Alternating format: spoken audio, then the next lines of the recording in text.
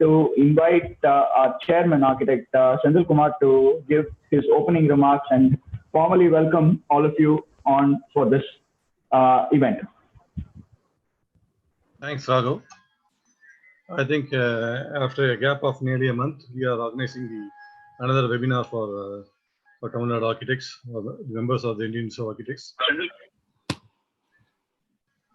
I should, first of all, I should welcome Mr. Benny Kuriakose for kindly accepting our invitation. He was supposed to deliver the lecture last Saturday, but he was occupied by giving another webinar. So we are fortunate to have him like this week. And the participants is like 107, which is really good at this stage. Normally, like when you begin the program, there'll be only 30, 35, 40. But in the beginning itself, I think the credit should go to Mr. Benny. I think that shows your popularity. Now we have nearly like 107. I should extremely thank our Shinlak also for hosting this event, and then to sharing their products and then the literature with the architects. Mr. Benny is a very known name in the circle. Well, like whenever I go to Mayor Ramanahan Hall, I see Mr. Benny in his works. In fact, at some point of time, people have started saying that Mr. Benny is also a partner of the Mayor Ramanahan Hall. So he became so famous to that extent, actually. I think for nearly 20 years, there's no marriage halls to beat that. Only now, in the suburbs, like GR and Hall, something like near Thiruvarkadu, huge mandapams have come. But still, the ethnic nature of the Mayor Ramanahan Hall is appreciated by all. The tiles, even the tiles, the finishes. I still remember the long latches, which are nearly 2 feet, 3 feet long to bolt the doors. It's done extremely well. And if I want to get a date for the hall, I'll approach my friend Mr. Benny to book the hall. You should help me in that.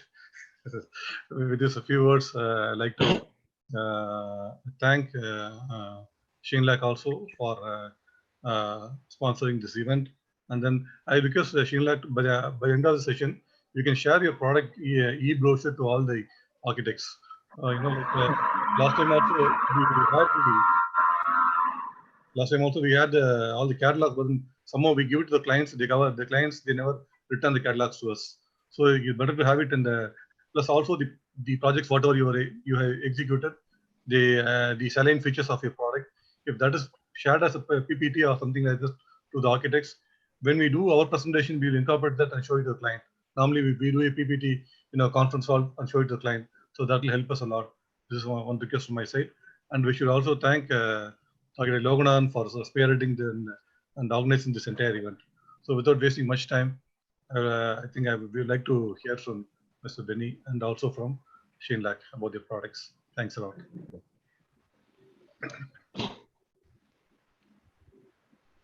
Thank you, Chairman. Some ground rules before we get started on the main presentations for the day. Request all of you to mute your mics at your end. Request you to post your questions in the Q&A chat window or on, because this is live on Facebook and YouTube over there as well. The question and answer session will be at the end of both the presentations. The questions will be directed to Dr. Benny and he will in turn respond accordingly. With that said, let's get rolling. I have great privilege in actually introducing Dr. Benny Kuriakose. He and I had an opportunity to collaborate on a project not so long ago, actually that got completed a year or so ago. And it was a great experience, and from becoming professional partners, we got on to become good friends as well. So that said, born and raised in Kerala, Dr. Benny graduated with a degree in civil engineering from the College of Engineering, Trivandrum. He later went on to pursue his master's in conservation studies at the University of York in the UK and a doctoral degree from IIT Madras. What drew him into architecture was a chance meeting and a brief stint with architect Laurie Baker. That kind of opened his eyes onto architecture, and as stated in his wiki page as such, he tries to explore an architecture that is appropriate to the environment, cost efficient, sustainable, and one that incorporates principles of vernacular architecture in a modern context. So for today's topic, I don't think there is any other better speaker that can address the topic, which is vernacular architecture in contemporary context, its relevance and lessons to be learned. Some of his projects that are known are Dakshin Chitra, the Muziris Heritage Project, numerous residences, including one for Mr. Mammootty, an award-winning designer and an established speaker. It can be seen from the number of people that are already logged in, as our chairman rightly pointed out. And once again, a good friend of mine. Without much ado, Dr. Benny, let's get started. I'd like to initiate this conversation more than a presentation from you by posing a series of questions. I will like to introduce the first question being, in your words, what is vernacular architecture? How does sustainability, one that is a very key component in today's context, play a role in it? Are they interconnected? With that, I will request you to start presenting and give us examples from your experiences, and let's keep rolling.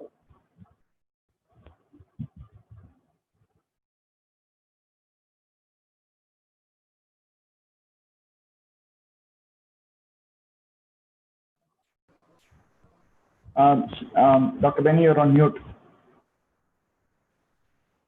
Sorry, I thank IIA Chennai chapter and Tamil Nadu chapter for giving me an opportunity to give this talk. When Mr.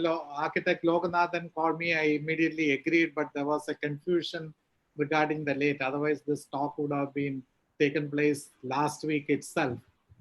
And this is the third time I'm giving, associating with IIA, being a non-architect. I mean, I can't officially be a part of your programs, but this is the third time I'm coming for a meeting. I had participated in Southern Regional Conference long time ago in Trichy, when some of you might have been very young, because it would have been 22. Varghese Woman was the organizer of the program.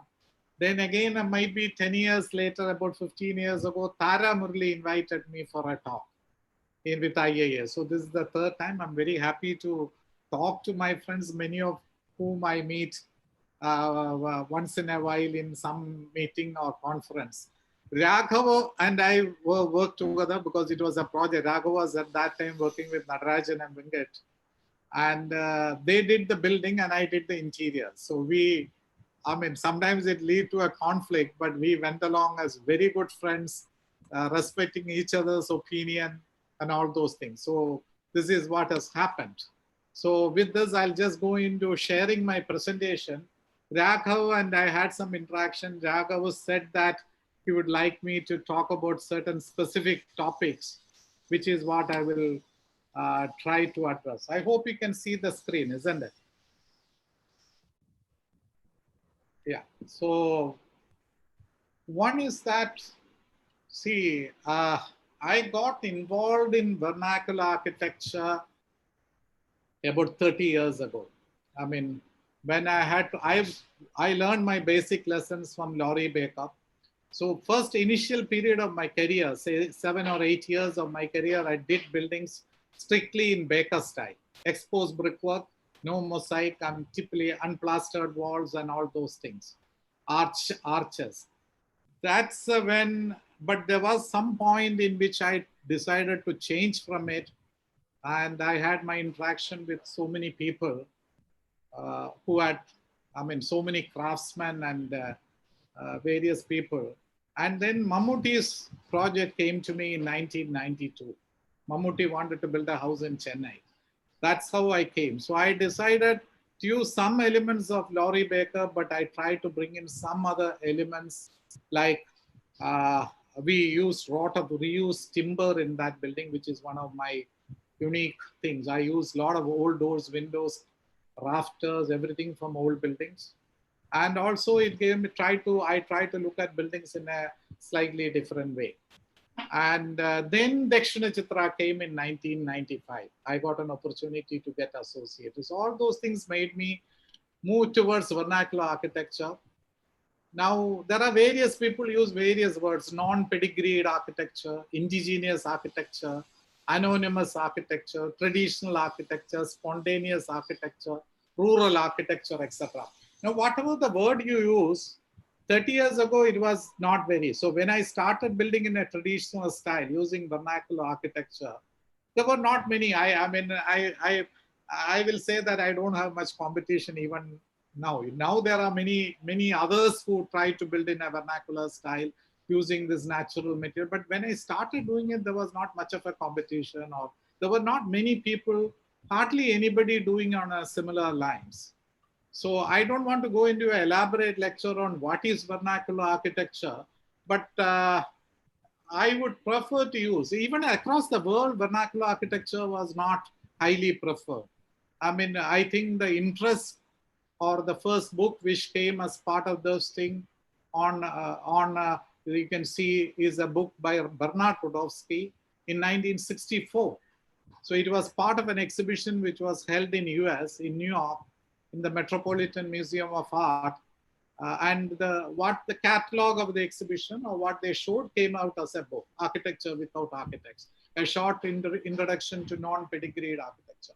So this thought process is not very old in the world scene as well. And after that, the man who has contributed quite a bit is Paul Oliver. He has written so many books on vernacular architecture. He was teaching, he was a professor in the Oxford Brookes University in UK. And he has traveled across the world and written about vernacular architecture. I think he might be the person who popularized this word. I had a great opportunity to meet him in a conference on vernacular architecture in Indonesia about 15 years ago. He passed away, unfortunately, a few years ago. So this was my kind of introduction. But I've been trying to say, I mean, I'm just using this word, sustainable vernacularism. What I've been trying to do during the last 2 years is mostly to link sustainable architecture and vernacular architecture together. If I look back, most of my projects were looked at it. And since I didn't study architecture in a formal way, I mean the modern architecture, because what I learned was from Laurie Baker, and that too at the site. I worked with him for 9 months. And so that is what I learned. But I can see there is a tremendous interest in vernacular architecture during the last at least 1 or 2 decades. Now it has become an elective in architectural curriculum. I don't know whether it's become a main paper. So there is an attempt by many people to glorify vernacular architecture much beyond. That is not what I want to say. So you just do vernacular architecture, you go to, I mean, that is not correct. Everything vernacular architecture need not be sustainable. That is also very, very clear. Because, for example, I used to use a lot of granite for my buildings in Kerala quite a bit. Even in Chennai, I use granite. But now quarrying has led to landslides and a lot of issues. Many of the materials are not easily available nowadays. So we have to understand this reality. That is what I will try to convey that thought in the present thing. So everything vernacular need not be sustainable. There is a huge shortage of building materials. Some of the traditional building materials which is used in vernacular architecture. One major, as I said, granite is one, laterite is another one.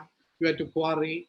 And so everything vernacular need not be sustainable. But there are certain things which are sustainable in the longer run in the vernacular, this thing, in the vernacular. That is what I try to use it in my projects, which I hope to explain in this thing.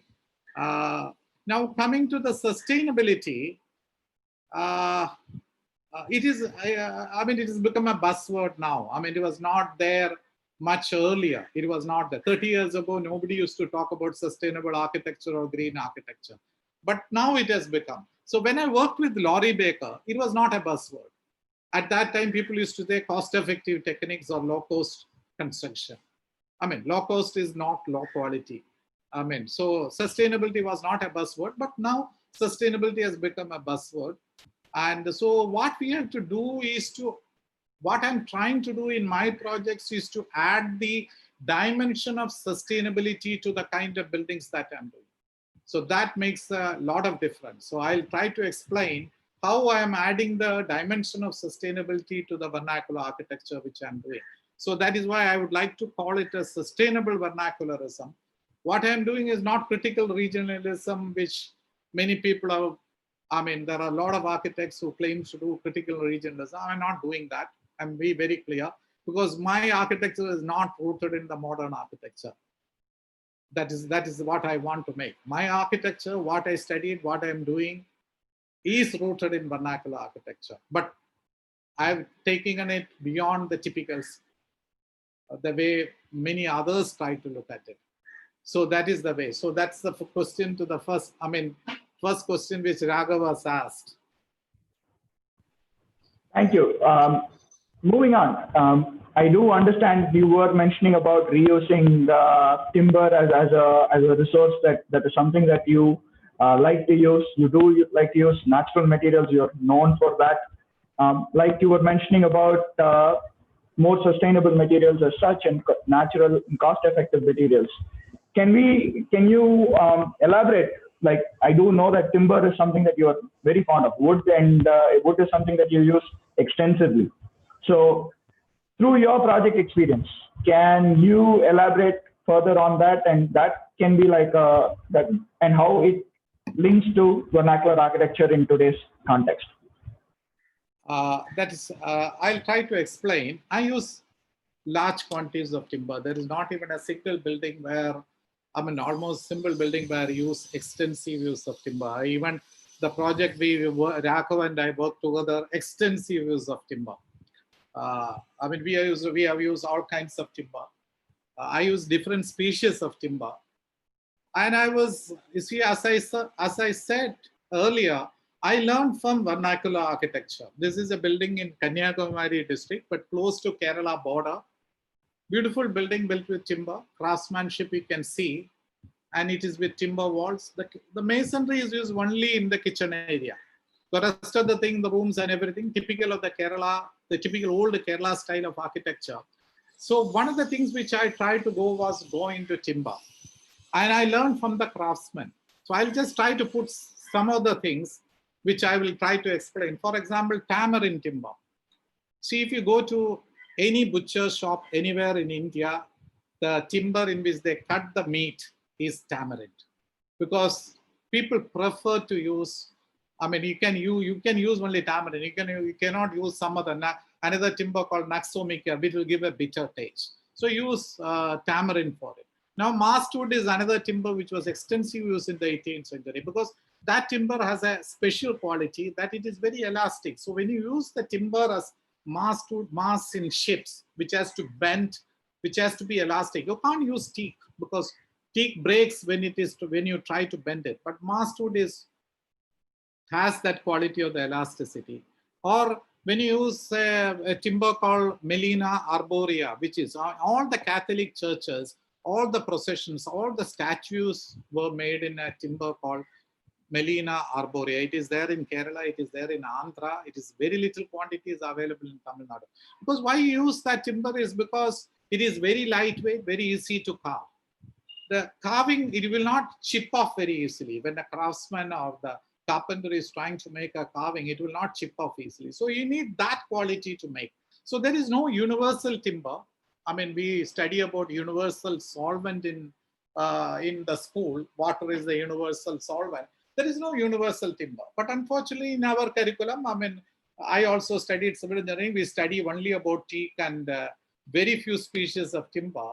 There are a lot of other species of timber which is not used. Each timber, each use, you need a particular quality. For example, rosewood. Why did rosewood furniture become popular? Is because of the grains, beautiful grains. It gives a very smooth finish. And teak also has beautiful grains and gives a smooth finish. But many of the other country wood, for example, mango, if you use mango, then the mango furniture is not unheard of. It is a very durable timber, but it doesn't give a smooth finish. And it doesn't have beautiful grains, which is why rosewood and teak wood or mahogany or some of the other timbers are used as furniture. So each purpose needs a typical. Now, I put balsa. Balsa is a timber which architects knows very well. Balsa is used because it's good for making models. Why is it good for making models? It's easy to do the models, as well as the timber is very lightweight. It is a hardwood, but the density is 1/6 of that of teak. So if you make a model baking out of teak, I mean, even if you can do it, it will weigh 6 times the weight of a balsa model.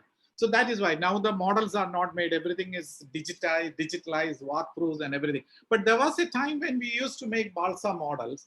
And used to, I mean, all of you who are seniors would have gone to one of the shops and bought the balsa wood and made the models. Now coming to this, balsa was a very expensive timber till the Second World War, because balsa was used for making aircrafts, as they were, because very light in timber, very good. So they used many of the seats and everything.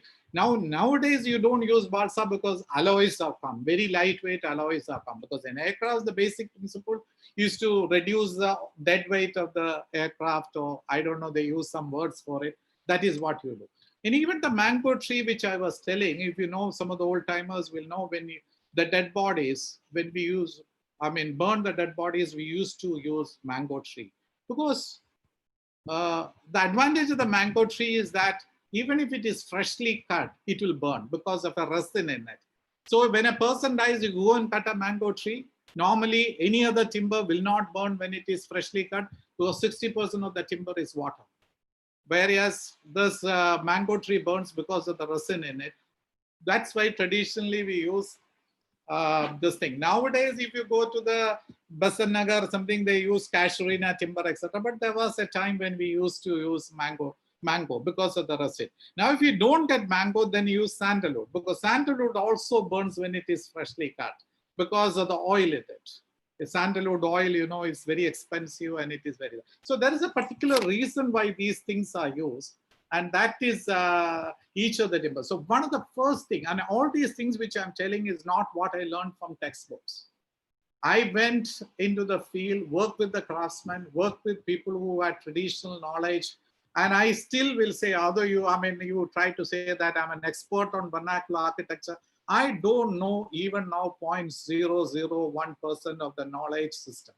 I try to see vernacular architecture as a knowledge system, not as a style.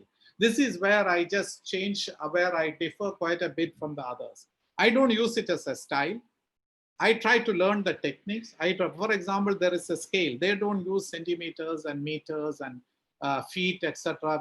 Because the roofs were constructed, timber roofs were constructed even before these things came into picture. So they had the scale. You know, without scale, you cannot construct any building. So 1 angulum is 3 centimeters. 24 angulums is 1 pole. 1 pole is around 72 centimeters. That is the scale.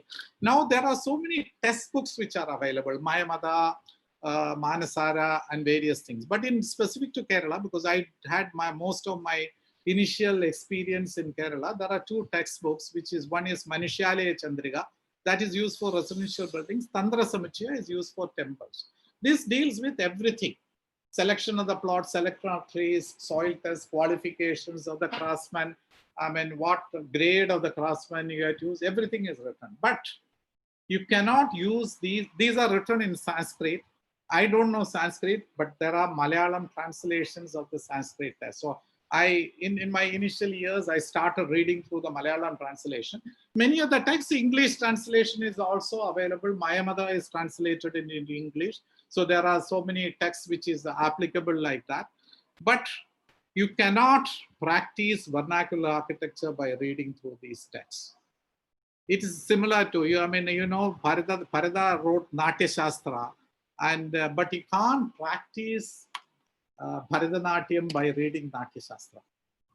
So these texts are meant for practitioners who practice this vernacular architecture or the traditional rules. So I had to sit with the craftsmen. They won't teach you. I mean, even if you are engineer or architect, they won't teach you. The huge difference is the language you speak. You speak your language, they speak their language. But I spent enormous amount of time sitting with these craftsmen. And that is where I learned. And I learned things which are not in any of the textbooks, which are translated as one paper from another. And our office also did extensive documentation of the joinery, for example. Timber joinery is amazing. I mean, there are various. So if you, I mean, I'm just showing you 2 wall plates. There are various alternatives. I've documented few alternatives, but I'm very sure there are more. The way they do wall plate joining in Chettinad is different from what they do in southern Kerala, is different from what they do in central Kerala. This you have to understand, because in the olden days, there was not that much of communication. So I did extensive documentation of these things, how these joints are made. See, the one important thing what you have to understand is that the masons and the carpenters and craftsmen have an empirical knowledge. They know about the materials, they know how to do buildings in a traditional way, but they are not suitable. I mean, I won't say everybody, there are highly talented traditional craftsmen, but they are not suitable. Generally, they are not suitable to do modern buildings. Their knowledge is not there because they are studied in a traditional way. But you are a person who has studied in the modern way or learned in a modern way. So if you combine the traditional knowledge and the modern knowledge, or the present engineering know-how, the architectural know-how, the way you want to call it, then you become a person with a different kind of expertise. This is not, I won't say this is very difficult to do. I mean, the way the rafters are joined, I mean, these are the joint. I'm just giving, I'm planning to publish it as a book. About 70% of the work, I mean, the joinery details have been done. So this is what I'm just trying to do. So my suggestion, so I know about lime. In colleges, you learn about the disadvantages of lime. But I learned from craftsmen the advantages of using lime. And let me tell you that the ready-mix plaster which you use, around 70% or 80% of it is lime. So there are certain advantages, many of the things. So my advantage or this thing is to learn from the traditional knowledge systems. I don't see it as a style. I'm not saying Kerala style or Chettinad style. No, I'm not bothered about the style. I'm bothered about the knowledge system. And I try to interpret it in a particular way. That is why my buildings are there. And if you look at my earlier buildings, they were very much in tune with the traditional architecture style. It was a little bit like a copy, but as time passed on, my style has undergone, or the way I do the buildings have undergone, because my knowledge about the vernacular architecture or the traditional knowledge system has increased quite a bit. I know about materials, I know about techniques, but my knowledge has become different because it is different from what the craftsmen know or what the modern engineers and architects know. So I am a kind of middleman, or no, I mean, via media, my knowledge has got, and I do buildings based on that knowledge. And that is which made me to do the buildings of this kind. Okay, Ravi, next step. So how do you, well, I think you've led it up brilliantly by saying that you learnings are from craftsmen. I think there is something that is there for anybody, that is youngsters and the others alike, to know how to go about doing architecture. Is not just what each does. The craftsmen play a huge role in delivering the buildings for us. And so, but you rightly pointed out that not everybody can have all the knowledge. There are people with specific trades, and it is the person that is bringing it together is the architect, or a person like you or me. So how did you go about applying what you learned from them into your projects, into vernacular architecture as such? And in today's contemporary, how did you bring about the contemporary aspects of it also in the contemporary context, if I can say that? Okay. I'll try to go. See, one thing is that I'm not trying to mystify this. Only thing which I want to emphasize is that anybody who is trying to learn this way will be able to achieve this knowledge. Now, I mean, in civil engineering, it's a 4-year degree course. Let me tell you, I was a very bad student. I managed to pass the course. I mean, that is what has happened. I was like a dropout. I just managed to pass. That is what has happened. And you study 5 years of architecture. But my biggest asset, or the biggest thing which I was able to do, was I was able to work with Laurie Baker. Of course, he had a degree in architecture, which he took from Birmingham School of Architecture. And he was a person who used to teach things in a very simple manner. I learned this. So I'll just try to put 4 or 5 slides and try to say what I learned from him, or what, I mean, it's not much complicated. This is a building in the Palpanabhapuram Palace. I'm just showing one building. This is the entrance building. see, I mean, one of the beliefs of the traditional craftsmen is that they should never see the sky. This might be a way to avoid the glare. If you're inside the building, you will not be able to look at the sky. Now I can look out of the window, I can see the western sun now. For my room, the position I'm sitting. This was very different in the olden days. So this is what you see from the inside. I'm highly diffuse, but the air movement in a hot, humid climate like in Chennai or Kerala, the air movement can take place. The second important thing, what you see is the roof. You see this building, you see the roof is the most dominant element in this building. This is also the Thai Kottaram or the Mother Palace in Kalpanapuram Palace. But you look at the modern buildings, you don't see the roof at all. But you can see my buildings, the roof is a very, very prominent feature in my building. So I just try. I mean, these are lessons which I learned in a traditional way. Again, this slide shows a very important. Many of the old buildings in Kerala are built with mud walls and timber and all those things, but they had veranda or the overhang of the roof. And the roof used to come very low. So if you use a small gable like this, because otherwise your head will touch against the overhang of the roof. So if you just don't have, if you just give something like this, you will be able to, and you can see the sun never falls on the inside walls. The advantage is that the inside room never gets cold. But look at some of the buildings that we construct, I mean, including you and me and everybody. I mean, the sunshades are only above the windows. Morning till evening, the sun is falling on the walls as well. So the interior becomes hot and we are forced to do air conditioning. But these buildings, they had the verandas, they had a purpose.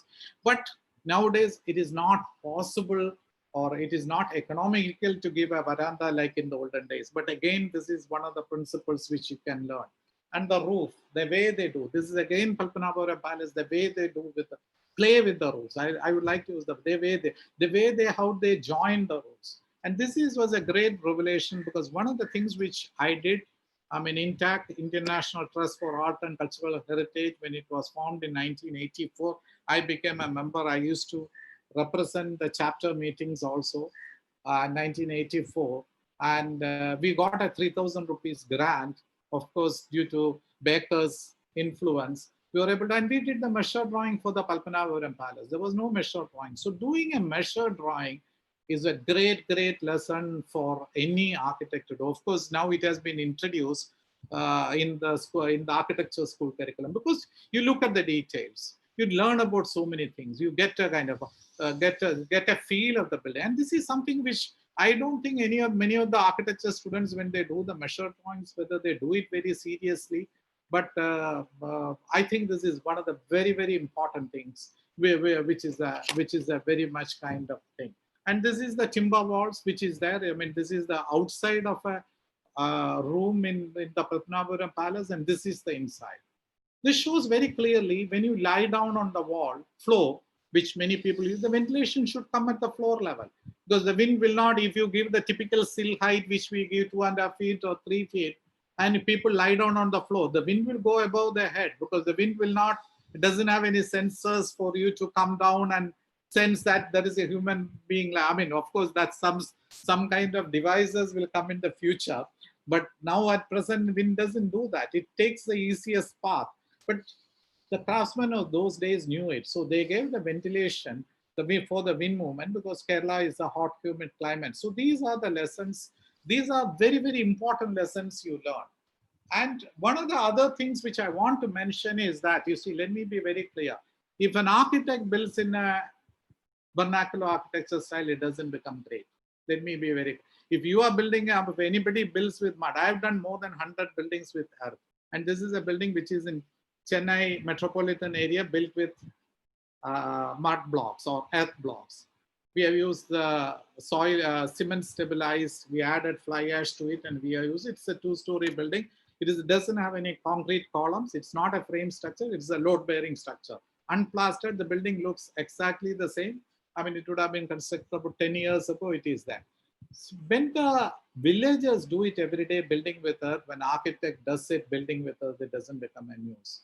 I don't consider it as great, but what the architect has to do or the designer has to do is to make variations to that, learn from the basics and then apply. I mean, this is Dakshina Chitra, you know, and all the elements which I said, what I learned from the Kalpanapuram Palace, you can see in all the buildings I do.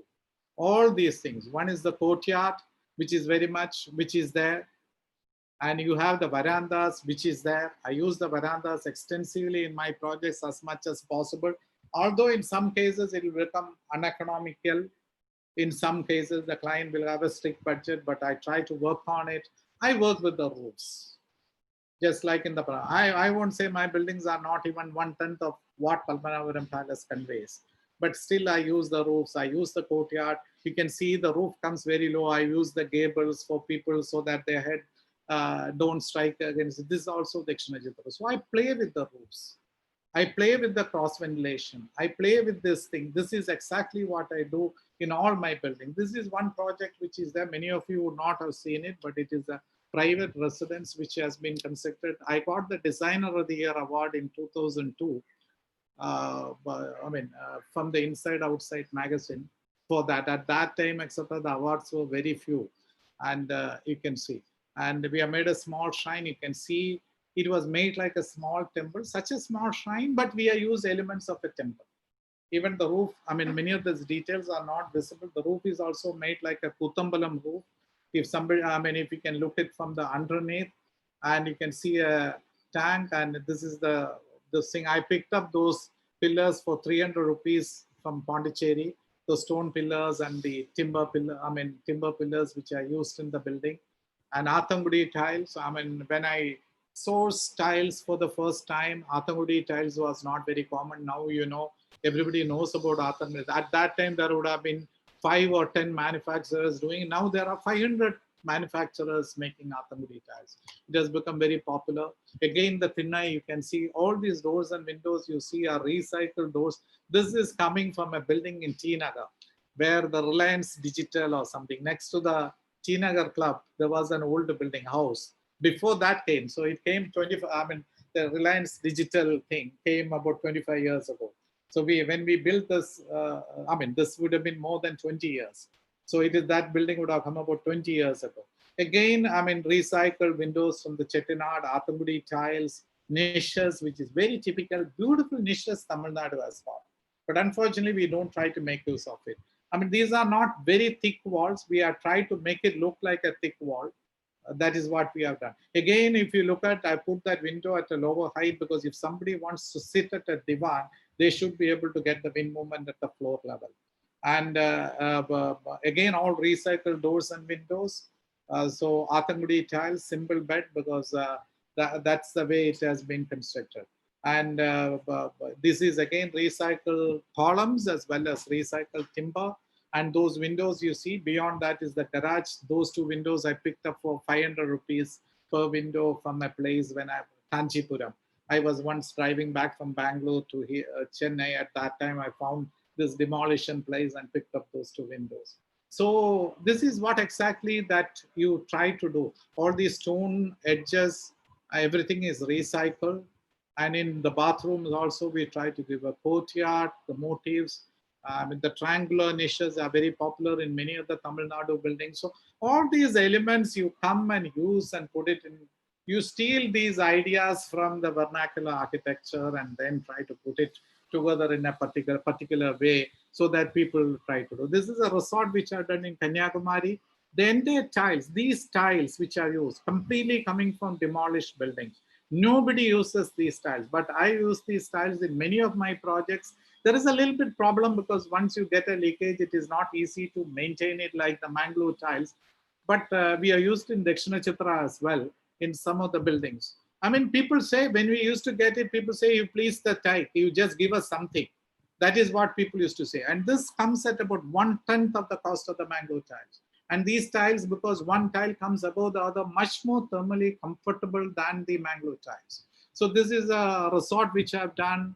I'm just showing some things. And this gallery, many of Chennai Architecture Foundation programs happen here, where the roof is the predominant element. When Chandralekha passed away, Dashrath Patel and Dashrath Patel, former NID director, Sadananda Menon, they asked me, can you design a building? So I just designed this building with the roof coming very low.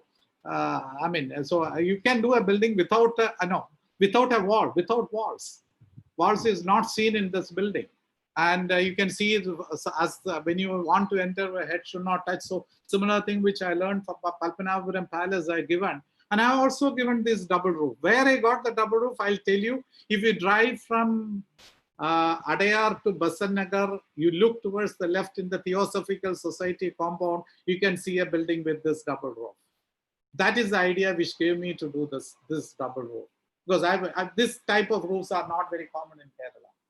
So I just, I mean, if there are very decorative buildings in temples which takes the role of double roofs, but they have a different kind of feel to it, and that is what is happening in those projects. So again, like getting inspiration from various places. You know, I mean, everybody. I mean, the wall height is only 3 feet, but people walk into this building, they never realize that the building doesn't have any walls. And this is the features that we do. And this is the interior. The interior is 21.5 feet high. I mean, the building is sunken, and I've done some sunken buildings after this, not the basements like what we do. Beautiful if our eye level comes at the ground level. So if 5 feet sunken, you look outside a building like this, it is a beautiful scenery outside. It's a different experience altogether. So it's all this interpretation of the traditional knowledge and traditional knowledge systems, which you try to do and apply it in a contemporary context is what matters. And this is again the theater. But there was a small theater lying there. We modernized it, or we made it suitable to certain conditions. And one of the things which Chandralekha loved was the trees. So there are 2 trees growing inside the buildings. And so we can see a tree growing inside the green room. In this case, I mean, of course, at some point we will have to cut the tree, or we might have to make the hole in the green room. When the rainy season comes, sometimes the rainfall will come inside. But we have, I mean, initially we put a scooter tire around it, so that when the trees with the cyclone or the heavy winds swings, the roof is not affected much. But later on, we might have to put a car tire when the the tree becomes bigger and bigger in size. So this is what you might have to do. And this is another building which I've done. It's a pyramid, 40 feet by 40 feet. And this is built on 4.5-inch walls with the pillars alone. And we have not used concrete pillars, but we have used what is known as a composite pillar. You have the brick around it, and inside core we have put some reinforcement and concrete. Again, the Athamudi tiles, again the recycled doors and windows. This building is also the same. There was an old hut there which we remodeled and used the eucalyptus timber. And these partitions, etc., were picked up from old buildings. This building also, and you can see again a tree growing inside the bathroom.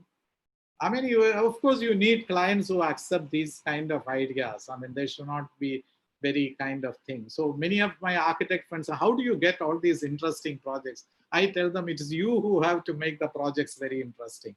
So we do a lot of work on these projects, and that's how we try to do. So it's a combination of all these things. Nothing very difficult, simple building, simple things which I learned. I did not learn many of the climatology I've never learned, or any of those things. I try to learn in a simple way. That's what I try to pick up. Okay, Raghav. I think that brings us to our next thing. You were coining a phrase, sustainable vernacularism. Can you elaborate on it? Where does what you've learned, where does it lead to? What is your experience on that? See, as I said earlier, sustainability is very, very important in the era of global warming and climate change, floods becoming very common, landslides becoming very common, all these things. And I am very sure that what I'm doing is not critical regionalism. I'm not doing modern architecture. I'm doing architecture in a different way. That's why I can say that, I decided to coin this word, sustainable vernacularism, because where vernacular architecture and sustainability is combined. And I can see, if you try to look at what I've been trying to do in the last 30 years, I've been trying to do this. And in this case, it's one thing which is very clear, is that I don't think anything modern is bad. At the same time, I don't think that anything tradition is good. So I just take a very balanced stage. You have to filter as a professional, as a man of knowledge or thing. It is the role of the designer to take some of these things and do. This is a resort. I mean, it's a very expensive resort. You have to pay 20,000 rupees a night to stay in this place. This is a resort in Kerala. What we did is we picked up the stones in that area because this is an island in Kerala, 1.5 hours from the Cochin airport, bordering, I mean, inside the forest, I mean, by the side of the river. I have to transport, means it is, as I said, it's an island. I had to transport cement and concrete and everything from the mainland to this island. And now no boats or nothing. You have to transfer it through a country boat. My client bought a country boat, and this is how we transported the minimum amount of materials. We limited the use of cement and concrete in that building. We tried to use many others. So one of the things we used was superstructure. We used stones. Stones, I mean, again, there is no quarry. We picked up the stones which were available there, and we built the house.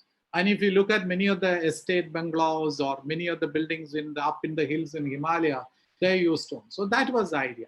So there is no standard rule for what sustainable vernacularism or vernacular architecture do. You just use what is locally natural materials in a sustainable way. Is what has been done. So I mean, again, I've used Athangadi tiles because I had to go. I mean, you overlook the water bodies, and this resort has become very, very popular. That is why, I mean, the rentals are, it is called Quiet by the River because right in the middle of the river. The name itself is Quiet by the River. If anybody wants it, in my website, more photographs are given. Now, why I just wanted to do, I mean, now let me tell you. I mean, here I'm coming to Corbusier. Now, Corbusier is considered to be the, I mean, question many of the things which is there in the traditional vernacular. You think that he completely overthrew vernacular architecture. I'm a great fan of Corbusier. When I was in my initial years, I read his book on the city of tomorrow. Lee Modular, that is also one of the books I learned earlier. And then very recently, few years ago, I read the book called The Journey to the East by Corbusier. Corbusier made trips across the, I mean, Southern and Central Europe, not the Western Europe, Southeast Europe or Central Europe. At that, he worked in Germany for some time as a draftsman. I mean, I find so much resonance with him because he is also not qualified to be called he doesn't have a degree in architecture. Frank Lloyd Wright doesn't have a degree. Tadao Ando doesn't have a degree. So all these people have inspired me that I can also do architecture. I mean, these are all architects who I adore quite a bit. So Corbusier worked with Peter Behrens, which you work in Germany. At that time, Me Van der Rohe was working with Corbusier. I mean, both of them were working. Me Van der Rohe also doesn't have a degree in architecture. And Corbusier, after working as a draftsman, he set out for a trip. I mean, the countries he visited is, he crossed Czechoslovakia, Prague, which I think is, I mean, the city which I might have visited most. I would have visited Prague at least 20 times. Prague is the most, we did a project there. That's why I have visited. We worked on a project for 21 months in Prague, which is the capital of Europe, which we won in a competition. And Prague is the most beautiful city in the world. And he went to Prague, he went to Hungary, he went to Romania, he went to the older Yugoslavia, he went to Greece, he went to Turkey, he went to Rome, Italy, and all those things. He was born in Switzerland, so he covered those things. And what he saw, what he sketched, one thing is that 1911, he made this trip. At that time, the sketches he made was mostly landscape sketches. Because at that time in 1911, when he was 24 years old, 1887 born, he did not decide to become an architect. He worked as a draftsman. His training was applied arts watchmaking because his father, I mean, he grew up in a city which was famous for watches, Swiss watches. His father was working as a watch mechanic. So he studied art applied art in a watch. I mean, his training was in watchmaking. But he did not decide to become an architect. And but he made this tour, and he mostly sketched landscape, but he sketched some buildings as well. He sketched mostly rural buildings, the so-called vernacular architecture which we see at present today.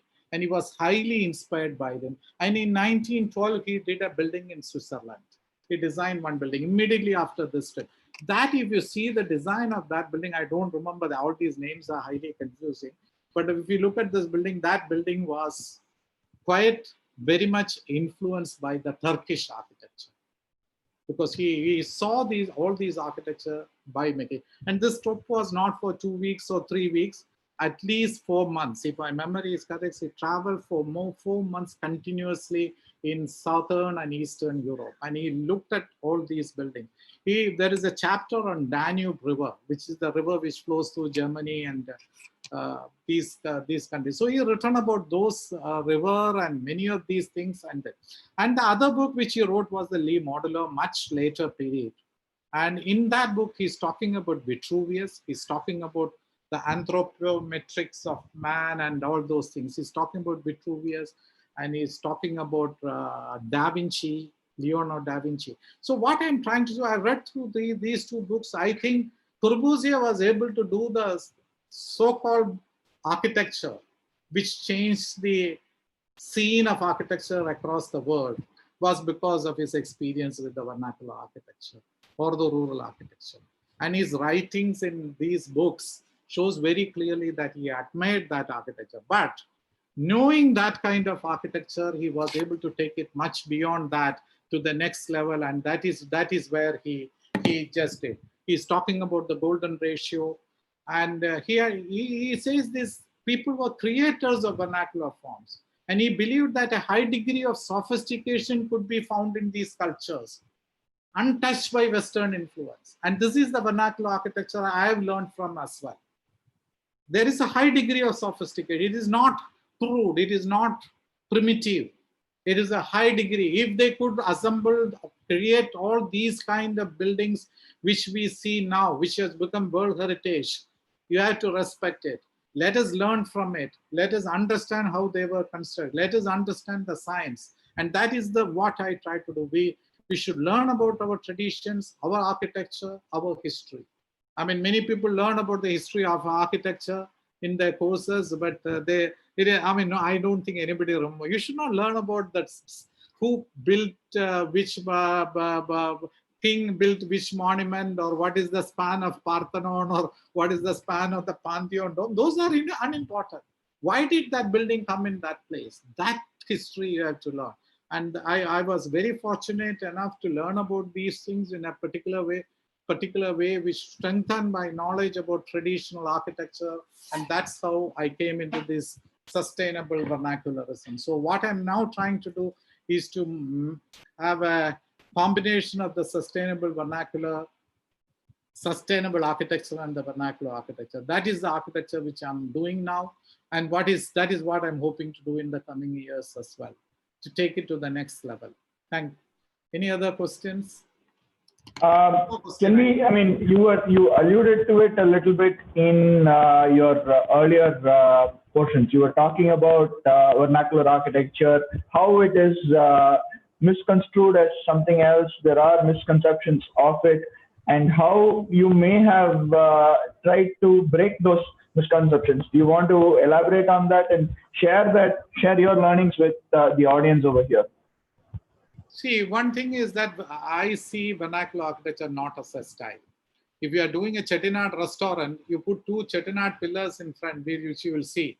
Or you go to the Chinese restaurant in Taj Coromandel, you will find all the furniture in red and some Chinese mythical characters, all those things on the walls as things, and some feng shui bells hanging. And that is you are copying something in style. What I try to do in my architecture, or the kind of buildings that I do, I try to introduce it as a knowledge system. And many of the people think that it doesn't have any relevance in the contemporary context, which I don't agree with. The kind of buildings that I do, and the kind of, I'm able to get projects. I'm able to do designs. I'm not able to take all the projects which comes to my office. This is because it is relevant. And this relevance is very, very important. And also don't think that vernacular architecture is difficult to be learned. I learned it in a particular way. You go and do the inquiry in a different way, you will learn about it. And now I'm very happy to say that there are many young architects who tries to explore themselves, and they are doing it very challenging buildings. But the thing is that whether they are able to continue it for a long period is the problem, without making any compromises. And this is where, and just assume that the knowledge of the craftsman is quite a bit empirical knowledge. They know about the materials for you to take it. For example, the roof designs of my buildings are done by me because I know how the roof is to be designed. And I tell them, but they create, they give, they convert my designs into creations. And that is where the change is coming. Vernacular architecture is not difficult. It's a knowledge system. It is not a style. Go and explore, and you will be able to learn. And even you don't have to worry that anybody can learn it at any point of time. But in my case, I continued the learning quite a bit. So I use timber extensively, and timber is the most sustainable building material. I've been stamped as a person doing vernacular architecture buildings, but let me tell you, in the next 2 years, you will say that I'm trying to deviate from the typical vernacular architecture. I'm trying to use designs in a completely different way. Some of the buildings we have recently done a house in Konur. We have done 1 or 2 projects in Chennai as well, without any sloping roofs. So it is possible to do. I will put it, you might not agree, I will say it is easy to do with a flat roof rather than with a sloping roof. So if you can do a sloping roof, which is very complicated, it's much easier to do with a flat, but there are some clients. So we are just trying to change that notion that, so in this building, I've used extensive use of glass, very little masonry in this building. So it is, we work with timber glass, but this is coming up in a hill station where the climate is cold and you want the sun to come in. So we are used it like that. This is again a resort we have done in a hill station, and this restaurant, the main building is a restaurant. No concrete is used in that. It is used in that. Entire thing built with timber. And you can see this one. Very little masonry because that is where the kitchen is. You can see the kitchen door. And the other side of the main door is the toilet. So very little masonry, but the rest of the thing, more than 3.5 out of the 4 sides, 3.5 sides is with completely with timber. So I try to experiment. I have made mistakes in my career. I mean, there are a lot of issues have come up because you don't know everything. So you work with the craftsman, you try to work out, and that is what you try to do. Now, as I said, I will try to. So it is not a question of tradition or modernity. This is where Dogan Kuban, he is a professor in the Northeast Technical University in Istanbul, in Turkey. What is to be rejected is neither tradition nor modernity, but all those elements which stand in the way of the human progress towards a more civilized form of social life. I try to experiment, and that is what I try to do. There is no question of any compromise, or you are not trying to do. I mean, you are not saying that the modern architecture is wrong. The way I try to work, I am not trying to, I will say that I'm not trying to compromise with modernity or tradition, or which is where the critical regionalism accepted modern architecture, but they try to give an identity of place and location to that. And Hassan Fatih, who the architect, Egyptian architect, I respect him a lot. He has also talked about modernity. Is that there should not be any faked tradition or faked modernism. He said architecture that will be visible and permanent as an expression of the character of the community. This is what Hassan Fatih. So I try to learn from all these masters, and that is what I try to do. What I try to do is a reinterpretation of vernacular architecture. I don't blindly follow it, but all my buildings have a strong influence of vernacular architecture. I can tell you any building I can take where I took it from. MRC Center, I designed the building along with Jeevan, who is an architect, senior to me. Both of us designed that building together, and we know where we took it from and where we changed a little bit so that it doesn't look like a copy. An architect is one person who is able to take inspired from the past and use it in a particular way so that people don't realize from where you copied it. So what is being done shall be sustainable, in the present context. That is what is very, very important that we have to see. And I would like to see the works of Fatih, Hassan Fatih, Baker, and also Jeffrey Baba. All these people, I will not say that I'm the, I'm using the word sustainable vernacularism, but I won't say that I'm the first person to do it. I think Fatih did the same thing. Baker did the same thing. Jeffrey Baba did the same thing. I think their work is not critical regionalism. They were doing very similar to what I've been doing. And that is, I mean, there might be differences in this in ways, but I try to learn from all these masters, and I try to create a path, and it's a journey which I'm making, and I'm very open towards these things. I mean, I'm trying to find out a way. I mean, now initially I did not realize the relevance of this aspect, but now I'm realizing the importance of this knowledge and this knowledge system. So I will just try to work out a system by which I can make sure that many of the youngsters will be able to follow this path. They don't have to go through the hard way which I went through. They can try to do. So that is the present. That is what I wanted to tell Raghav. Thank you. I think it's been a fairly interesting journey so far, and a lot to learn from in the processes that you've undertaken, and your learnings being a stepping stone for the others to take note of and move forward. We do have some question and answers that have come up in the question and answer windows. We'll take that after the presentation by today's sponsor, Sheenlac. I invite Mr. Bijoy, Mr. Naveen, and Mr. Neil from Sheenlac to go ahead and share their presentation on their products and take it forward from there. Right. Thank you, Architect Raghav. I hope I'm being audible here. Thank you, Dr. Benny. That was a great, insightful topic by you. I just had one reservation with the thing where you said that we can build monuments without walls. So I think for our business that will be not a very good idea. But anyway, jokes apart, that was a great topic by you, and lovely, insightful photos also. So without any further ado, I'll just start my presentation. Bear with me, we will only take 10 minutes as directed by Mr. Logan Nathan. He has not given me a lot of time. So we will be quick and will not be boring. So my name is Neil and I am in the marketing team for Sheenlac Paints. With me is Mr. Bijoy. He is the head of R&D.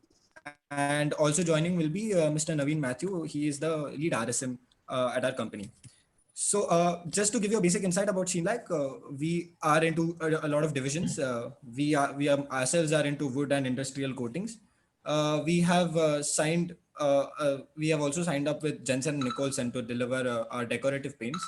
And apart from that, Sheenlac Nuru is a JV signed with the Nuru, a South Korean company, for which they provide us automotive coatings. Apart from that, our MD is a very great enthusiast at agriculture. So he has started his own farm management known as La Farm de Peter. Just some milestones about our company. We started in 1962. And I don't know, but I think we were the thinner specialists, and that's what basically made us famous. Like that is what I've learned when I joined the company. And we were also the first company to launch a non-alcoholic wood polish. Other steps, as I told you, we have joined hands with Nuru and Jensen & Nicholson, which happened in the year 2014 and 2016. So what do? We try to be a one-stop solution for all the coating needs. We are into decorative, we are into wood coatings, industrial, specialty, automotive, as well as we have consultation services, which is a new team we have assigned now that look at not just painting, but also consulting for the right choice. The same thing again, so I'll just skip that. This is our growth basically. From 1962, we are now in 2 countries, which is India and Sri Lanka. We are almost in all the regions except for Gujarat, Maharashtra, Goa, and Madhya Pradesh. So apart from that, you can find us at a lot of regions. So some of our coatings that we provide, which Mr. Bijoy will get into detail with, not a lot, but he will tell you about the products we make. And so basically we're into waterproofing, we are into roof tile, we are into interior emulsion, exterior emulsion, wood coatings, floor coatings, which is a new brand launched by us. We also do floor coatings for cars, and coatings for metals, which is for our industrial this thing. So these are our this is our automotive solutions for cars. Basically, you can find us everywhere. We can actually assemble an entire car through our paints. Our industrial coating, so we are into different industries. We have signed a lot of deals with a lot of government agencies as well, and you can find us in mining, power, OEM, infra, water, maintenance, oil and gas. So these are the top tiers where you can find us into. And like we said, we can deal with any kind of industrial coatings requirement. Some of our clients, some of our projects taken last year, notably Embassy Group, L&T, Ajax Fiori, and Brakes India Limited are our regular clients. We are also signed up with a lot of other educational institutes, for example, VIT. So this is been our year last year. Hopefully this year we want to do more. Now I'll request Mr. Bijoy to go forward with his part of the presentation. He is the R&D head, like mentioned before, and he will get into detail with how about our coatings. So Bijoy sir, do you want me to present, or will you be presenting? I think you can present the same sheet so Sure, that sir. I Sure, can sure.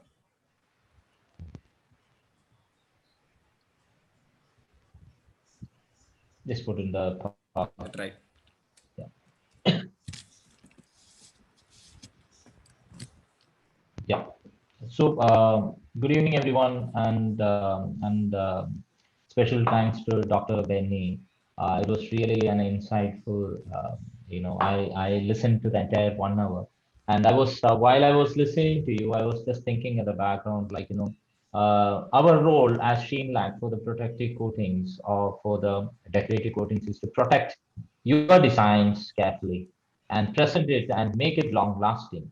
So basically, it is going to be like you create the design and we protect it, and we ensure that all the environmental challenges is overtaken, and your design is actually secured through the years. So that's our role.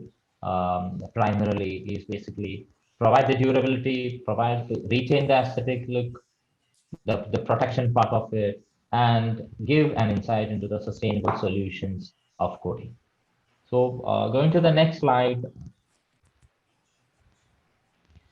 So basically, this is a framework in which we work. Like we have got end customers. There is a technology innovation in that. There are specifications and things like that. Like for example, if I wanted to touch on the present vernacular designs, which Dr. Benny was actually mentioning and showing it, like you have got a lot of tiles, a lot of timber, a lot of stones and that and things like that. So what is a specification for all these things, specifically in considering the environment in that, like some of the things which you have seen, they're near to the seashore. You have got a lot of structures in Kerala where you have got a lot of rain. You have got on some of the resorts which he has built it very near to the river, where you have got a lot of challenges from the atmosphere and things like that. So we observe that and we derive the proper specifications for it. Try to come up with very innovative, sustainable solutions like water-based solutions. The solutions where it will not harm the environment. Basically, when you have got fungicides and things like that incorporated into the film, you have got lesser impact to humans. Those kinds of raw materials need to be used. So we derive that and we create the specifications for that, and then that is how the long-term predictability and things like that has been designed.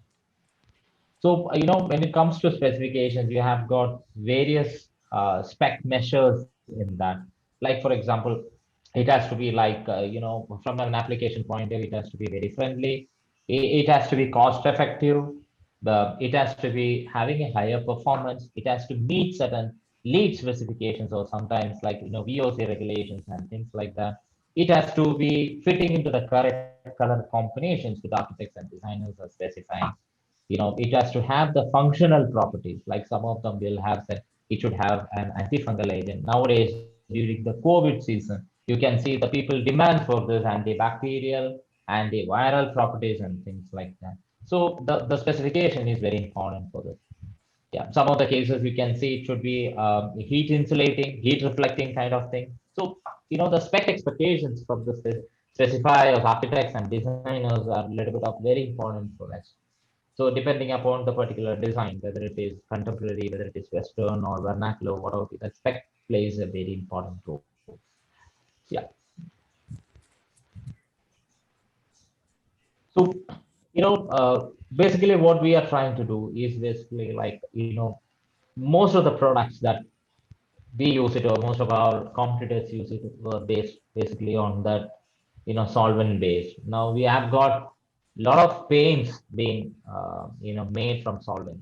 So every year as we go further and further, you can see more and more buildings comes in. When you have got more and more buildings coming into it, you can see the surface of the earth is actually increasing. The surface area of the earth is increasing. When you have got the more and more surface area is getting exposed, more and more area needs to be painted. And if all the paints going forward in the future is going to get painted with solvent, what happens to our environment? So there is a lot of, a sustainability factor actually comes into the picture. So we taken internally some of the decisions within our organizations, complying with some of the lead kind of specifiers in different various parts of this world. Like, we will cut down this VOC. So what does VOC does for us? Like volatile organic content actually creates a lot of ozone in our atmosphere, which is very harmful, which is highly oxidizing. It will have negative impacts on the climate. It will have negative impacts on the human being, negative impacts on various materials which easily get oxidized, releasing harmful objects and things like that. So what is the solution to it is like reduce the solvent and introduce more and more water-based products into it. Now you might have seen, like, one of our attempts very publicly, we have seen some of the advertisements from Shane Lag that we have introduced a water-based polish, which is very, very unique in nature. It is completely water-based, so it is highly user-friendly. It is environmental friendly, and it creates lesser harm to the people. So the mainly inside within our organization, like if it is about protection, it has to be also side by side with sustainability. Then we have got a lot of technologies coming with it, like rapid pure maintenance systems and things like that. Like for example, if the structure is been built, and you don't get enough time to coat it. It has to be dried very fast. You don't get time to finish the coating. Like you finish it, you should be able to use it. So the time to completion, like or you to use it, has to be reduced significantly. And that is why we have got some rapid cure technologies which is coming in there, basically for the industrial segments as well as for, like, aerodromes, superstructures, high value infrastructures and things like that. Now we do have got very long lasting thing. Like for example, this is one of the new technologies based on siloxane. So earlier people were talking about, like, enamels and things like that. So it is very old as like more than 100 years. Then people talked about polyurethanes, which is coming into the picture. Now what we do have got something like very latest called, which is called the siloxane technology, which is basically, if you apply some of the superstructures like this, you don't get enough time, like every year, to go and maintain it. If it is applied, it should withstand the sunlight, it should withstand the climatic conditions, and it should withstand atmospheric challenges and things like that. So this siloxane technologies which we have developed within our organization is extremely durable. The durability goes more than 15 years, 20 years, but the gloss doesn't come down because of the UV falling on it or because of the ingress from the other atmospheric conditions.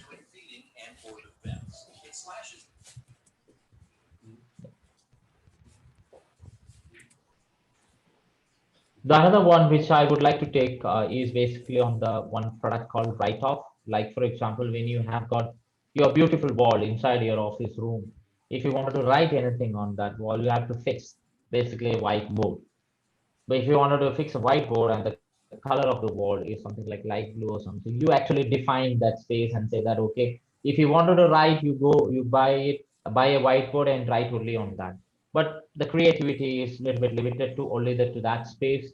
So what happens if you can write in any place in on your wall, like you have got 4 walls inside an office room or inside your house, or like children writing on the wall and things like that. If you can write and erase it in any place where you like it, what will be that feeling? So we have got one solution to it called as write-off. You can apply it either in the white form or in a clear form.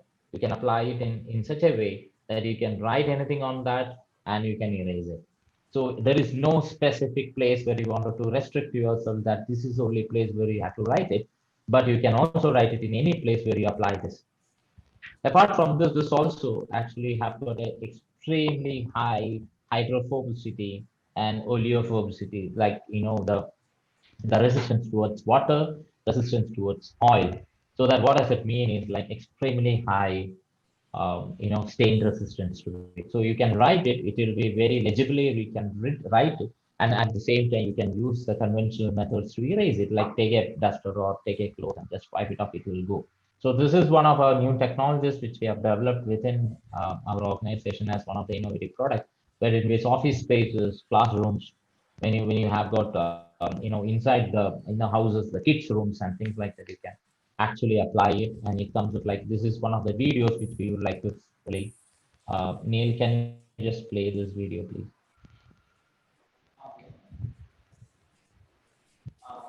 This is one of the trials that we did it in one of the institutes where in which you can see somebody writing on that. This is something like a white paint which we applied it, and he can use it and erase it just like that, like a whiteboard.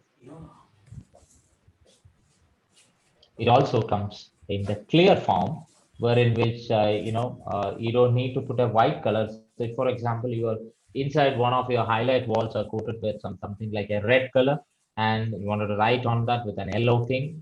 As you apply a clear coating on that, so that the red color doesn't go. You don't need to create a different white surface. Then you can write it with an yellow thing. So various options available in this.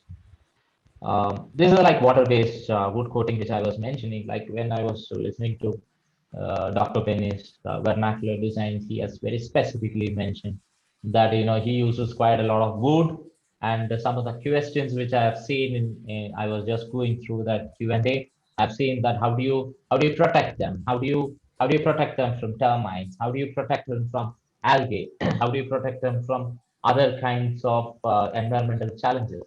So that's where we come into play, where we have got very good solutions, water-based as well as solvent-based, we can have the stains, we can have the clears, we can have the wood grain scene. So we have got a very big range of wood coating solutions, where in which we can apply it and protect it. We can give the same look and feel of the wood. So it doesn't look like as if it is coated, but we can generate the same look and feel. And with that it protects the wood for years together, and the design and the concept of that vernacularism is being protected for years for people to see and enjoy. And this is something which we developed very, very, very recently. Basically, when you have got, you might have seen a lot of advertisements as well. We do have got a solution like, which is antibacterial in nature. Like, for example, you have got inside walls and things like that. You have got handrails, the areas where people touch. This is one of the coatings which you can apply inside, which will give a very good aesthetic feel, and also a kind of a lotus leaf effect along with antibacterial properties. So antibacterial means like, if any of the bacteria or any of the kind of microorganisms cannot grow on that. So in the midst of this COVID, we have got a lot of challenges in terms of, people, sweat getting, get attached onto the walls, and people touching that getting infected. This has got certain ingredients, which is like antibacterial, which can kill it on the spot, and we can protect the inside atmosphere of it. Apart from this is also called, it has got a very special, effect called as lotus leaf, which is very clear in this video. Neil, can you just play this video, please? You can see the T stain which is running on that, and you can see how the left side behaves, how the right side behaves. You can see the T stain, is not able to produce a continuous film on that, whereas on the ordinary paint, it forms a continuous stain. And if you take a cloth or something like that, and if you wipe it out, the entire stain goes. Whereas on the ordinary paint, you can see very clearly the stain get impregnated into it, wherein which, the stain will get absorbed to a level that even if you wash it or, you want to clean it with the spoon, the one which is got impregnated into the wall will remain there and leaving a scar pattern there. Whereas in this, you can see it doesn't even wet, it doesn't form a film, it just drips down. Showing that, this is basically the lotus effect, like, it cannot touch the surface, it has to drip down. The next one is for the floors. So I have seen like a couple of ones which I noticed when Dr. Penny was presenting is like the tiles and things like that. So which is extremely beautiful, and there is a story for each tile. So our job is basically to recreate that. Like, is it possible to recreate that in every house? Can you get that the feel and look of those kinds of old vernacular or, a specific design recreated on the floor? What you can see, this is a floor on the top one. What you see is industrial one. On the bottom, you can see a metallic floor coating, where in which the tile, you can see it is seamless. You don't see the borders of a tile in this. It is a seamless one coat finish, so that you can see, like, there is no partition between the tiles. It is one single stretch. What does that mean for you? Is basically, if you have got tiles, you have got dirt sticking onto that, you have got bacteria sticking on that, and you have got algae growing into that, you have got the fungus. When you have got one seamless floor as one piece of it, this is basically, it will be very hygiene, very easy to clean and wash, and to use it. And this is basically our very new metallic epoxy floor coatings, which comes, we also do have got the 3D coatings, in which you can see, you can put a 3D photo underneath and you can laminate that floor. You can see your own face itself on the floor, or whatever design you would like to have it. So what you see is right now on the bottom of it is basically a metallic floor, and you can create numerous patterns about it depending on the skill. There are specific applicators which is available who can produce the kind of same design which you wanted to do it. This, what you see is basically concrete beautification. Like, for example, this is beyond what a paint can do and what a paint can retain. Like, if you want a specific design to be there, you can do that. Like what you're seeing in this. This is basically a kind of finish which will create and will last long for more than 15 years without any kind of maintenance. So these are the photos that we have it done in Australia. We have got an association with an Australian company, and they have got this finishes created. These are like, this is not called as paints, but we call it as concrete beautification. These are applied like paint, but it becomes a part of the cement. So when you apply it, you can see the cement changes. I mean, cement and the paint doesn't stick together, or there is over a period of time it comes off. Whereas these paints actually becomes a part of it. Here, what you are seeing is a wood finish. So if you wanted to have the elements of wood being seen in some of the buildings, you can actually create a wood finish on an exterior surface.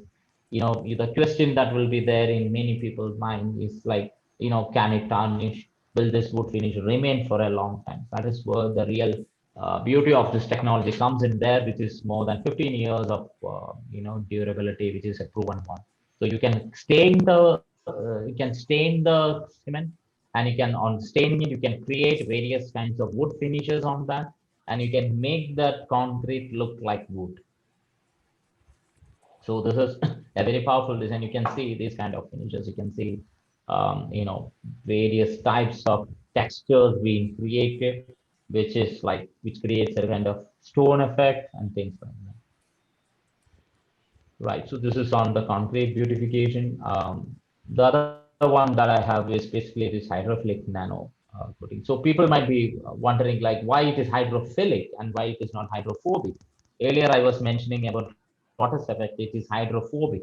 Now, why this guy is telling about hydrophilic? So you will see the power of it in the next slide. You can see two glass surfaces. On both the glass surfaces, on the left side it is coated with hydrophilic one, and on the right side is a normal one.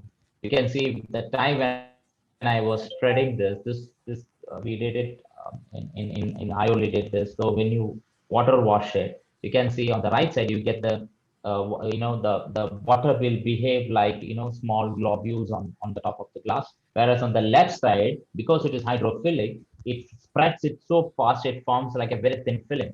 So the coating on the glass is not allowing the water to form the beads. It is spreading so fast. What happens when it spreads so fast? When it spreads so fast, it will dry also faster. So the technology here, it is when you spread your water very thin, it dries faster. But on the right hand side, you can see on a normal glass surfaces, it will remain like that for some time, and it will attract dust, and you can see the crescent formation of the dust on that. So after the water goes away, you can see the crescents of dust on it. Whereas on the left side, it will not get a chance to form a crescent or anything because it spreads so fast and it dries very fast. So this is one of the technology which we use for hydrophilic methodology. So we have got the same thing explained onto, go to the next slide, please, onto the concrete surface on the paint as well. Like for example, on the left side, you have got, the coating applied with it dries very fast. On the right side is a normal surface. So what does that mean is that a clear coating which is applied, it will make the wall dry very fast. So when you dry a wall very fast on an exterior surface, it will not get the spores of the algae sticked onto it and feed on that, and it will not allow the algae to grow on that or the dust to pick up on that. What in fact it means is the retention of this original color, and there is no algae, and the dirt pickup will be extremely, dirt pickup resistance will be improved. Yeah, this is the another one which is called as a photocatalyst technology, like self-cleaning coatings. This is nothing but you have got photocatalytic materials which is added onto it into the paint, and when you apply onto bigger facades like this, where it is very difficult for people to go and clean, you have got the dust and the organic matter sticking to it. This photocatalytic coating will actually react with the UV and create radicals which will actually disintegrate the dust. Means like whenever you get a rain, the entire dust disintegrated one will be washed down, and you get a very new surface every time. Because this is catalyst in nature, doesn't take part in the reaction, it will not get depleted. So what does that mean is for a very longer time, you have got this retention of this active material in the paint, which means like as long as the paint sticks to it, you have got this function alive, and the building looks new whenever you just do a water wash or a rain. Another one is called as a self-cleaning coating. Like for example, in the bathroom tiles and things like that, you have got the worry of the COVID or the virus or things like that. So you can see one Lumi tester. On the left side, you can see a Lumi tester, which is nothing but records the bacteria or the virus, which is showing like 4,98,000. I mean 49,800. On that, you can see the same thing after 20 minutes inside a room, it drops down to 18,000. So what does it do? It has got the catalytic coating on the top of the tile. You feed some bacteria from your sweat or something. You take a swab of that, put it in the Lumi tester, record it, and then just put your tube light or whatever LED lamps that you have inside the room. It will start working, and this bacteria or the virus, whatever it is, that will be killed, which is very much popular nowadays. These kind of coatings in post-COVID, people are using it in the health and hygiene sector, in the hospitality areas, in institutions and things like that. So this is what it shows as a mechanism of it. Like you have got LED lamp or ultraviolet ray coming in. You have got photocatalytic titanium dioxide in that, and it will actually kill the species, microorganisms like virus or bacteria in that. The same thing is applicable to the bathrooms, where you have got the uric acid generation, and that creates a smell inside. If you have got the coating applied onto these tiles, and the bathroom remains like, the air quality inside the bathroom can be significantly improved. Same way for the formaldehyde smell which is happening, which is there inside the rooms and things like that. So if you have got coatings where, like, photocatalytic coatings applied inside, the interior air quality can be significantly improved. So these are few kind of coating solutions that we have. So in the context of this vernacular design that Dr. Benny was mentioning, these are all very costly designs. These are all very attractive, beautiful designs. But protection and of that is prime important without affecting the aesthetics of it, because the maintenance can be costly. So if you have got these cooling solutions onto it, it will remain like that forever, and this designs will be very much appealing to all of us. Thank you very much.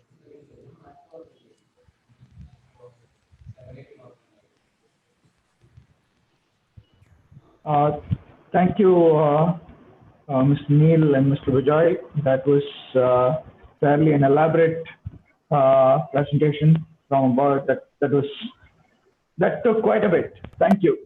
Let's get back, Dr. Benny, on to answer a few of our questions. Maybe answer, thanks to paucity of time, we'll probably answer just one or two quickly. Dr. Benny, one of the questions that has come in, you might have seen it already, is regarding the composite column that you had mentioned in one of your projects. Why did you use that, and what are the pros and cons? Okay. I'll try to explain. See, it is not an RCC column. For RCC column, you need a formwork. There is a cost of formwork involved. What we have done here, we have done a brickwork, and inside is filled with RCC. So if the size of the column goes up, the principle is very simple. If the size of the column is bigger, it will be more. If you can just see this paper, I mean, very thin material is used, but it will be able to take more load. The size of the column is more, because slenderness ratio and all those things comes into play. So what we have done it with a brick formwork. So that brick forms the formwork for the column. So the cost of the formwork is saved. And inside that, so it is a composite thing. The brick also takes load, the concrete also takes load. Whereas in a frame structure, only the concrete takes the load. That is why it is called a composite column. So it's a combination of this thing. If you ask me what is the calculation, there is no such calculations, or structurally it is not there. But for smaller span structures and something where it is, but now with the computer modeling, you should be able to do the calculations. So increase the size and then use it. We filled the inside with concrete, with two or three reinforced 8 mm rod or 10 mm rod, which is good. So that is what this thing, because we can't increase the size of the column, unfortunately. I hope that answers the question. I hope so too.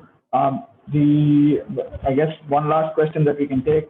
In your diverse practice, which is the easiest thing to do, and what is the toughest thing to do, in both in terms of design and in terms of practice?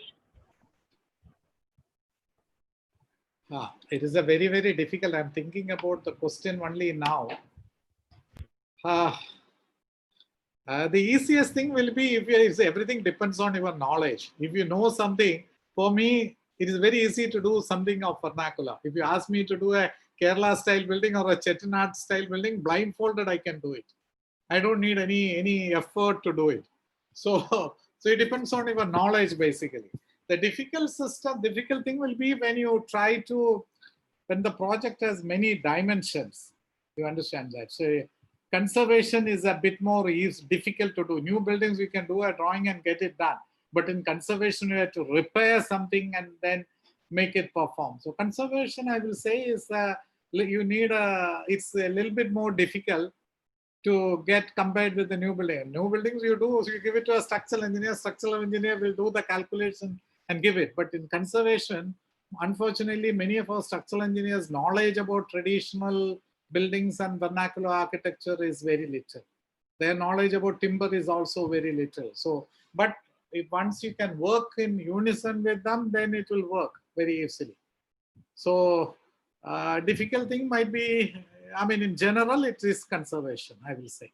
New buildings are much more easier to do. Thank you. Thank you so much. I think I know there were quite a few questions that were posed.